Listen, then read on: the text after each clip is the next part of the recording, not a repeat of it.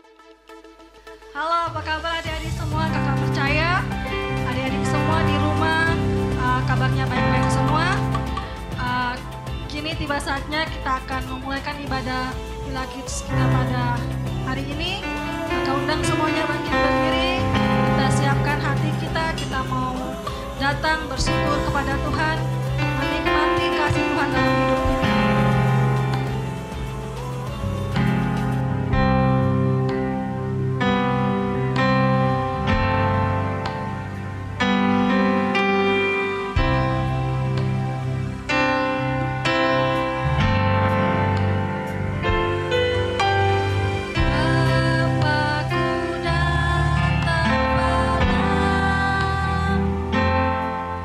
Naikkan ucapan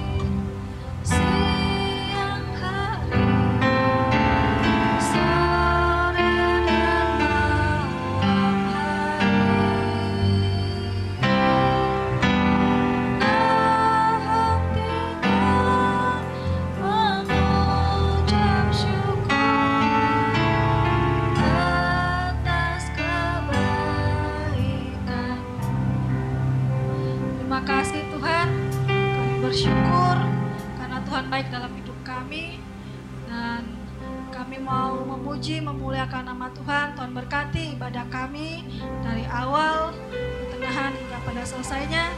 Kami rindu untuk memuji Tuhan dan Tuhan lawat ibadah kami. Dalam nama Tuhan Yesus kami sudah berdoa. Haleluya, amin. Puji Tuhan adik-adik, kini tiba saatnya kita akan memuji Tuhan. Kakak percaya bahwa kita semua adalah orang-orang yang diberkati Tuhan, adalah orang-orang yang selalu berbahagia di dalam Tuhan. Kita angkat pujian kita.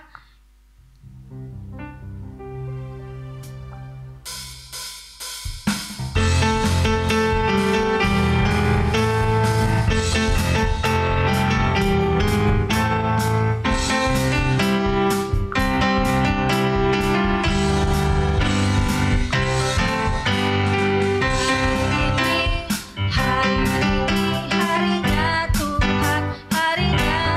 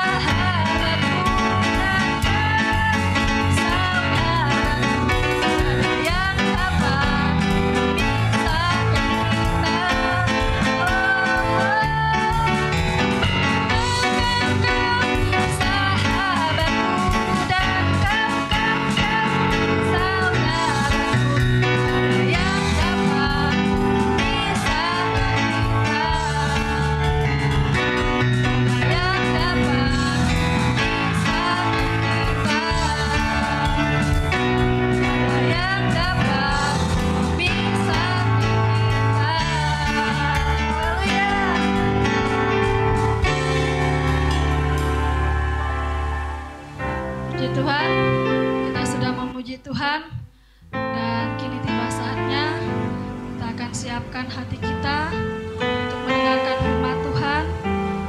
Kita mau jadi anak-anak sekolah minggu yang dengar-dengaran. Kita duduk manis, kita buka hati telinga kita untuk mendengarkan firman Tuhan pada hari ini.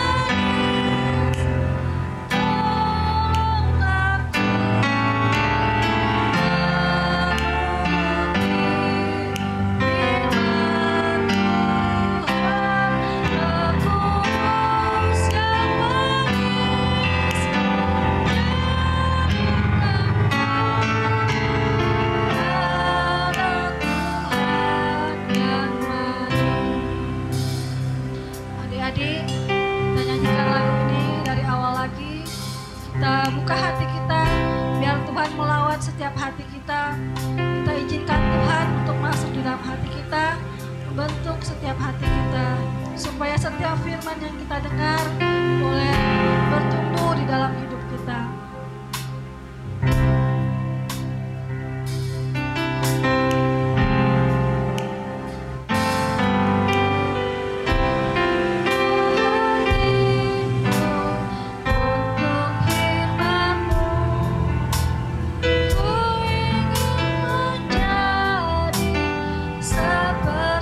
Yesus,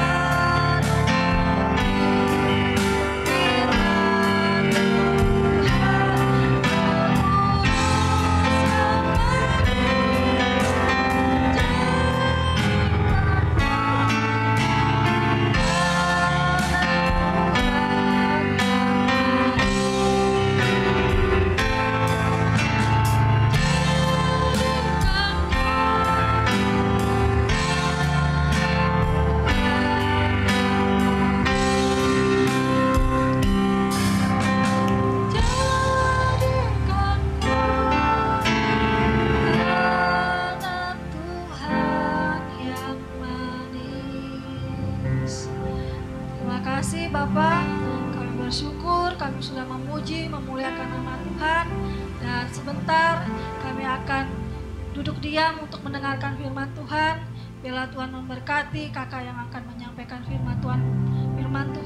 Biarlah kami adik-adik sekolah minggu menjadi anak Tuhan yang manis, menjadi anak Tuhan yang dengar-dengaran, agar kami bisa menjalankan setiap tugas kami sesuai dengan perintah dan sesuai dengan apa yang Tuhan mau dalam hidup kami. Terima kasih Tuhan, kami siap untuk menerima firman-Mu. Dalam nama Tuhan Yesus kami berdoa. Haleluya. Amin. Puji Tuhan. Baiklah adik-adik, selanjutnya kita akan mendengarkan firman Tuhan dan saya serahkan kepada kakaknya yang akan membawakan firman Tuhan. Silakan kakak. Puji Tuhan, Shalom, haleluya. Bersyukur karena Tuhan Yesus baik dalam kehidupan kita semua hingga kita boleh ada sampai saat ini. Puji Tuhan, tadi kita telah memuji Tuhan, kita telah menyembah Tuhan dan percaya bahwa lewat pujian penyembahan jiwa kita dipulihkan, jiwa kita mendapatkan kedamaian baru. Dan saat ini adik-adik yang di rumah, kita bersiap-siap, kita akan mendengarkan sabda kebenaran firman Tuhan. Kita yakin dan percaya bahwa firman itu berkuasa. Kita yakin dan percaya firman itu dapat mengubah kehidupan kita semua. Kita yakin dan percaya bahwa firman adalah Allah sendiri. Puji Tuhan. Adik-adik yang di rumah, siapkan Alkitab masing-masing. Oke, kalau sudah siap, kita buka kebenaran firman Tuhan yang terdapat di dalam Mazmur. Ayo adik-adik yang di rumah, kita buka bersama-sama firman Tuhan yang terdapat di dalam Mazmur pasal 109 ayat yang ke-21 sampai yang ke-23. Ayo adik-adik di rumah, tunggu. Kalau sudah dapat, kita akan baca bersama-sama. Kakak akan baca, adik-adik mengikuti. Puji Tuhan, oke? Puji Tuhan. Nah, sekarang kita baca firman Tuhan. Mulai dari ayat yang ke-21. Firman Tuhan. Tetapi Engkau ya Allah Tuhanku, bertindaklah kepadaku oleh karena namamu. Lepaskanlah aku oleh sebab kasih setiamu yang baik. Ayat yang ke-22. Sebab sengsara aku dan miskin aku, dan hatiku terluka dalam diriku. Aku menghilang seperti bayang-bayang pada waktu memanjang. Aku dikebutkan seperti belalang. Puji nama Tuhan. Jadi itu menjadi kebenaran firman Tuhan. Sebelum kita lanjut, beri dulu pertanyaan kepada adik-adik yang di rumah. Firman Tuhan yang baru kita baca bersama-sama tadi itu merupakan perkataan dari siapa? Coba adik-adik yang di rumah. Perkataan dari siapa? Yuk. Dari siapa? Belum kedengaran. Dari siapa? Ya, firman Tuhan tadi itu merupakan perkataan dari seorang Raja Daud. Seorang Raja Daud, yaitu seorang yang firman Tuhan katakan, yaitu berkenan di hadapan Tuhan. Puji nama Tuhan. Jadi firman yang tadi baru kita bacakan merupakan perkataan dari Raja Daud. Kalau kita melihat di ayat yang ke-21 itu merupakan suatu ungkapan, permohonan seorang Raja Daud supaya Tuhan lakukan dalam hidupnya. Lalu dalam ayat yang ke-22 ayat sampai ayat 23 itu merupakan keadaan Raja Daud pada saat itu. Dia dalam keadaan yang tidak baik pada saat itu. Puji nama Tuhan. Sebelum Kak lanjut, Kakak akan menceritakan seorang bapak yang bernama Bapak Ahmad. Nah, Bapak Ahmad, jadi pada suatu ketika Bapak Ahmad ini dalam keadaan dirundung kesusahan. Jadi Bapak Ahmad ini seorang pengusaha, yaitu dia sebagai pedagang. Namun pada saat itu ada hal yang menimpa dia, yaitu mengalami kerugian. Saya tidak tahu kenapa dia mengalami kerugian. Yang pasti pada saat itu dia mengalami kerugian. Dan pada saat bersamaan tersebut, anak si bapak ini, anak terakhir, anak bungsu dari bapak ini mengalami sakit, yaitu sakit jantung. Jadi anak bapak ini mengalami sakit jantung sehingga dia harus si anak bapak tersebut dia harus dibawa di rumah sakit. Nah, tentunya ketika kita sudah tahu, ketika dia dibawa di rumah sakit, tentunya untuk pengobatannya, perawatannya membutuhkan biaya. Sedangkan pada saat itu Bapak Ahmad dalam keadaan tidak baik, usahanya itu tidak berjalan dengan baik, tapi harus ditimpakan seperti itu. Dalam keadaan seperti itu, si Bapak Ahmad ini coba untuk bertindak. Dia mencoba mencari pertolongan kepada teman-temannya, dia coba pertolongan, tidak mendapatkan. Bahkan ketika dia mau minta pertolongan kepada keluarganya, tidak ada yang mau menolong dia. Nah, di dalam keadaan seperti itu, dalam kesusahan yang dia alami, pada saat itu Bapak Ahmad mulai bertanya-tanya. Dia mulai bertanya-tanya, apakah Tuhan ada? Di dalam keadaan seperti itu, Bapak Ahmad mempertanyakan, apakah Tuhan ada? Nah, kalau memang Tuhan ada, kenapa aku atau si Bapak Ahmad itu harus mengalami hal yang seperti ini, hal susah, kesukaran seperti ini? Bapak Ahmad mengalami hal tersebut. Nah, sekarang kakak mau tanya kepada adik-adik ini di rumah. Sekarang, di dalam keadaan seperti itu, Tuhan ada enggak bersama dengan Bapak Ahmad? Ayo, adik-adik di rumah, ada enggak? Ada atau enggak? Ya, Tuhan itu pasti ada di dalam keadaan situasi dan kondisi apapun juga, mau susah, mau senang, Tuhan itu selalu ada. Dia tidak pernah meninggalkan kita. Kenapa?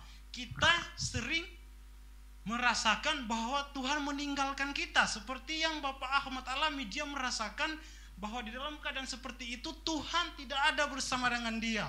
Padahal Tuhan ada. Yang menjadi masalahnya, Tuhan tidak pernah meninggalkan kita, tetapi kitalah yang sering meninggalkan Tuhan. Jadi di dalam keadaan seperti itu, merasa seperti itu, kita yang sebenarnya meninggalkan Tuhan. Jadi Tuhan ada di tempat di mana kita meninggalkan Tuhan. Jadi Tuhan tidak pernah meninggalkan kita, tetapi Tuhan selalu ada bersama dengan kita. Puji Tuhan. Kalau kita boleh melihat kebenaran firman Tuhan tadi, itu merupakan kondisi seorang Raja Daud. Dia meminta kepada Tuhan suatu pertolongan di ayat ke-21. Dia meminta supaya Tuhan bertindak kepada dia. Dia minta supaya dia dilepaskan. Jadi di dalam Mazmur 109 ini bercerita, perikomnya itu doa seorang yang kena fitnah. Nah, dalam situasi dan kondisi nggak baik pada saat itu seorang Raja Daud. Nah, jadi tema firman Tuhan kita di saat ini yaitu doa di dalam penderitaan. Nah, kalau kita bercerita seorang Raja Daud, tentunya seorang Raja Daud ini, walaupun kita tahu dia adalah raja yang disertai Tuhan, raja yang berkuasa, firman Tuhan katakan ketika dia menjadi raja, bahkan sebelum dia menjadi raja, ketika dia berperang, dia melawan bangsa-bangsa, pada saat itu dia diberikan kemenangan oleh Tuhan. Tetapi walaupun seperti itu, di dalam perjalanan kehidupan Raja Daud itu tidak gampang. Dia banyak mengalami hal-hal yang tidak baik. Dia mengalami hal-hal yang menyulitkan. Dia banyak mengalami penderitaan. Mulai dari keluarganya, dia itu tidak diterima di keluarganya, bahkan tidak dianggap. Ketika Samuel memanggil ayahnya si Raja Daud ini untuk mengumpulkan semua anak-anaknya, si Daud ini tidak dipanggil oleh bapaknya. Pada saat mau dipanggil oleh Nabi Samuel pada saat itu, dia tidak dianggap, bahkan dia sering diganggu oleh kakak-kakaknya, bahkan dia diasingkan. Kita tahu bahwa Raja Daud adalah dia ditugaskan sebelum dia menjadi raja, sebelum dia menjadi pengawal raja, dia tugasnya itu sebagai gembala kambing domba. Bahkan di dalam menggembalakan kambing domba banyak tantangan yang datang dalam kehidupannya. Firman Tuhan katakan singa datang mengganggu pada saat dia menggembalakan kambing domba, tetapi Raja Daud melawan kambing domba tersebut, melawan singa yang datang mengganggu kambingnya, dombanya pada saat itu yang dia jaga. Jadi banyak sekali penderitaan. Bahkan ketika dia menjadi pengawal raja, kita tahu bersama Daud pernah menjadi pengawal raja, yaitu Raja Saul. Di dalam pengabdiannya kepada Saul, dia itu sangat setia. Dia tidak pernah mengkhianati Raja Saul pada saat itu. Tapi kita boleh melihat bagaimana keadaan situasi pada saat itu. Dia sempat mau dibunuh oleh Raja Saul, padahal dia adalah hamba yang setia. Tapi dia mau dibunuh. Dia dikejar-kejar pada saat itu. Dia mengalami kesengsaraan. Bahkan kalau kita melihat ketika dia juga menjadi seorang raja, bahkan ketika dia sudah berkeluarga, anaknya sempat mau membunuhnya. Absalom anaknya sempat mau membunuh si dia. Bahkan Absalom mengkudeta atau mengambil tahta kerajaan dari tangan ayahnya sendiri. Jadi kita mulai melihat di dalam keseluruhan kehidupan Raja Daud banyak mengalami penderitaan. Namun ada satu hal yang sangat baik yang bisa kita teladani dari seorang Raja Daud. Walaupun di dalam keadaan seperti itu, dalam keadaan penderitaan, Daud adalah orang yang suka memuji Tuhan. Daud adalah orang yang suka bersekutu dengan Tuhan atau berdoa kepada Tuhan. Walaupun dalam keadaan penderitaan, Daud orang yang suka memuji atau berdoa kepada Tuhan. Nah, begitu halnya di dalam kehidupan kita, adik-adik yang ada di rumah. Jaminan Tuhan itu tidak bahwa kita tidak akan mengalami hal-hal yang tidak mengenakan. Tetapi jaminan Tuhan, dia akan selalu menyertai kita asalkan kita hidup yaitu dekat dengan Tuhan atau bersekutu dengan Tuhan, berdoa kepada Tuhan, hidup dekat kepada Tuhan. Kalau kita melihat di dalam kebenaran firman Tuhan, banyak sekali tokoh-tokoh, ada tokoh-tokoh ya di dalam Alkitab yang perjalanan kehidupannya dirundung dengan kesusahan, penderitaan, tetapi bagaimana kehidupan mereka itu tetap hidup di dalam Tuhan, yaitu tetap mereka berdoa. Kalau kita melihat di dalam perjanjian baru, di dalam perjanjian lama, kita boleh melihat seorang tokoh yang namanya Daniel. Daniel adalah orang yang taat kepada Tuhan. Bahkan firman Tuhan katakan dia setiap hari 3 kali dia berdoa. Daniel adalah orang yang menjadi kesayangan seorang raja, menjadi anak emasnya raja pada saat itu. Dia sangat dikasihi oleh raja. Nah, jadi pada saat itu di antara para pejabat-pejabat yang ada pada saat itu di dalam kerajaan, Daniel ya orang yang paling raja sukai. Nah, sehingga hal tersebut membuat Daniel itu dibenci oleh teman-teman pejabatnya lainnya, sehingga mereka mencari cara supaya untuk menjatuhkan Daniel, mencari celah untuk supaya bisa menyalahkan Daniel. Tetapi di dalam semuanya itu tidak mereka temukan celah untuk menjatuhkan Daniel. Hanya satu, yaitu ibadahnya kepada Tuhan, atau dia orang yang suka berdoa. Dia setiap hari harus berdoa, tidak pernah dia dalam kehidupan di firman Tuhan katakan setiap hari dia berdoa. Jadi tiada hari tanpa dia berdoa. Nah, itu. Jadi walaupun dia mau dilarang berdoa, tetap dia berdoa. Jadi pada saat itu si para pejabat ini mengatur suatu siasat supaya untuk bisa menjatuhkan, yaitu mereka mengeluarkan titah supaya seluruh masyarakat atau warga yang ada di dalam kerajaan pada saat itu supaya menyembah kepada raja saja, tidak boleh menyembah kepada allah-allah lain atau kepada manusia. Jadi tidak boleh selama 30 hari. Namun kita boleh lihat kesetiaan seorang Daniel. Pada saat itu dikatakan bahwa siapa yang tidak menyembah kepada raja pada saat itu akan dimasukkan ke dalam gua singa. Tetapi kita mulai melihat seorang Daniel memang setia dalam doa. Kita melihat Daniel memang orang yang benar-benar tulus kepada Tuhan.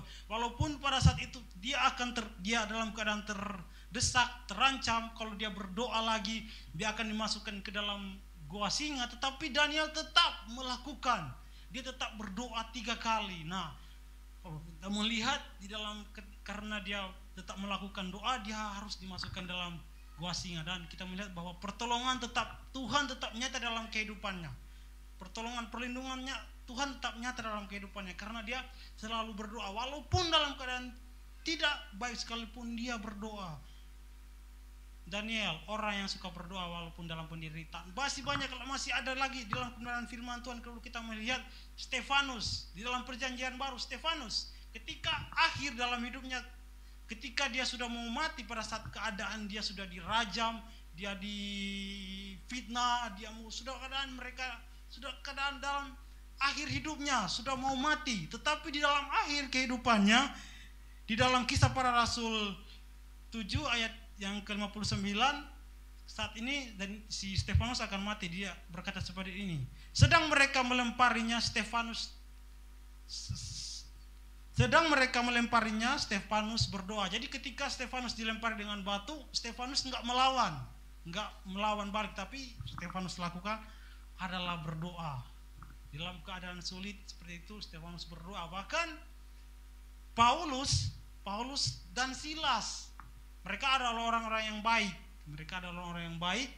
Tetapi karena kebaikan sehingga mereka harus dimasukkan di dalam penjara. Kalau kita melihat walaupun di dalam keadaan seperti itu mereka dikurung di dalam penjara, kita boleh melihat lagi kesetiaan dari seorang Paulus dan Silas. Pada saat mereka di dalam penjara, apa yang mereka lakukan? Mereka berdoa. Sangat dahsyat yang terjadi ketika mereka berdoa, sendi-sendi penjara itu bergoyang, bahkan belenggu-belenggu mereka itu terlepas. Kita melihat bagaimana, kalau kita melihat di dalam, kita boleh melihat tadi bagaimana seorang Raja Daud, seorang Daniel, Stefanus, bahkan Paulus dan Silas, kita melihat bagaimana mereka orang-orang yang setia berdoa kepada Tuhan. Dan di dalam semuanya itu, ketika mereka mendapat penderitaan tetapi mereka tetap berdoa, penyertaan Tuhan menjadi bahagian kehidupan mereka semua.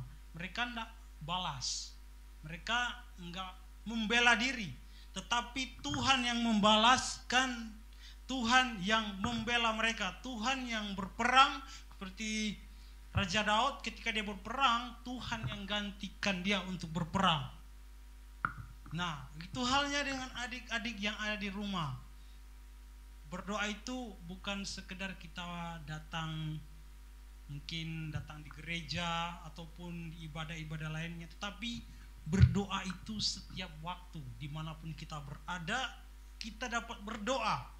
Contohnya ketika kita berada di sekolah, mungkin pada saat kita mau belajar, kita bisa langsung bilang kepada Tuhan, Tuhan tolong aku mau belajar. Ataupun dimanapun saja melakukan perjalanan, dimanapun adik-adik berada, kita bisa meminta Tuhan untuk menuntun kita, menolong kita. Bahkan dalam situasi kondisi apapun, Tuhan selalu ada bersama dengan kita. Jadi adik-adik di rumah tetap percaya bahwa Tuhan ada bersama dengan kita. Puji nama Tuhan. Dan kakak sebelum akan mengakhiri kebenaran firman Tuhan saat ini, kakak akan mengajak adik-adik untuk membaca bersama-sama di dalam 2 Tesalonika 5 ayat yang 17.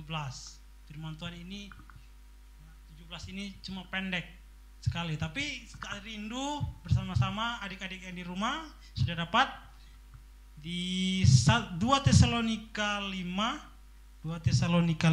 ayat yang ke-17. Nah, sudah dapat, kita akan baca bersama-sama. Dalam hitungan ketiga kita akan baca bersama-sama ya, adik-adik yang di rumah. Kita baca bersama-sama 2 Tesalonika 5 ayat yang ke-17 di dalam hitungan yang ketiga. 1, 2, 3. Tetaplah berdoa. Puji nama Tuhan. Jadi ini yang menjadi pegangan kita, bahwa kita akan selalu berdoa kepada Tuhan agar pertolongan Tuhan menjadi bagian kita semua. Amin. Firman Tuhan, Tuhan memberkati kita semua. Haleluya, puji Tuhan. Langsung. Puji Tuhan.